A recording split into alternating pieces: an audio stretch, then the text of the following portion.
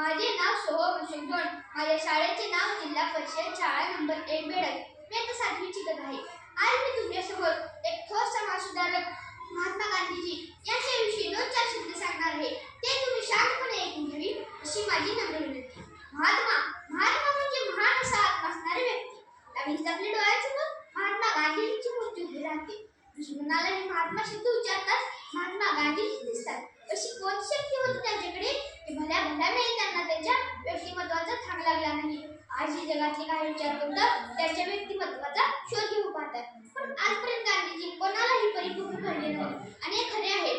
तुम्हा सर्वांना गांधीजीचे स्वातंत्र्य लढ्यातील योगदान तर ठाऊकच असेल, पण मी आज त्यांच्याविषयीचे एका घटनेची महत्त्व सांगू इच्छितो. आज सर्वत्र नवरात्रीची धूम आहे.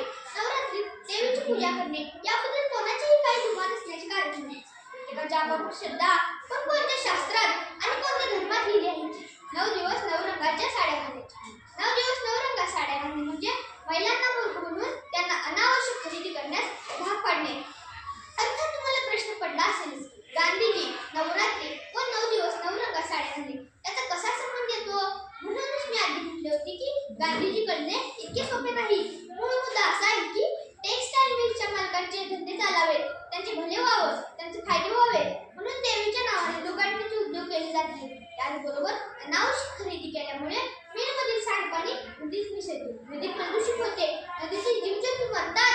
त्याचबरोबर अन्नसाखळीत बाधा निर्माण होते. याची कल्पना तरी करता येईल का? आता जरा पाहूया या घटनेचा व स्वातंत्र्य लढ्याचा कसा संबंध येतो ते जरा ब्रिटिश काळातून पाहूया. गांधीजी इंग्लंडच्या राजासमोर उभे होते. इंग्लंडचे राजे त्यांना विचारतात की तुमचे कपडे कुठे आहेत? फक्त पंचा नेसलेले गांधीजी वाणेदारपणे निर्भीडपणे उत्तर देत म्हणतात की तुम्ही आमच्या कपड्याचे काही घेऊन बसलात. तुम्ही तर संपूर्ण माझ्या भारत देशाचे कपडे चोरी करून स्वतः घातले आहेत. गुलामीची परिचय सत्तेला न घाबरता वाणेदारपणे उत्तर देणाऱ्या गांधीजींना मनोमन सलीम वास वाटतो. त्यांच्या एकेका शब्दात इतकी धार असायची की ती 100 तलवारींचं काम करीत. त्यांची ही आत्मशक्ती इतकी प्रचंड होती की दुश्मन त्यांना द्वेषाने कसेना वन मॅन आर्मी असे म्हणत. पण त्याच इंग्रजांना गांधीजींनी सत्य अहिंसेच्या जोरावर भारताबाहेर हाकलून दिले. त्याचबरोबर जालियनवाला बाग हत्याकांड किंवा सायमन गो बॅकचा नारा असो, सर्वात गांधीजी स्वातंत्र्यासाठी पाठपुरावा करत आहेत. आज स्वतंत्र भारतात इतके हत्याकांड होतात, पण आपण हाताची घडी घालून तोंडावर बोट ठेवून चुपचाप बघत उभे राहतो. यावरती गांधीजींचे महत्त्व कळणे शक्य होते. जाता मी हेच बोलेल की बापू शांतीदूत तुम्ही देशाचे इंग्रजांचा केला सामना. बापू शांतीदूत तुम्ही देशाचे इंग्रजांचा केला सामना.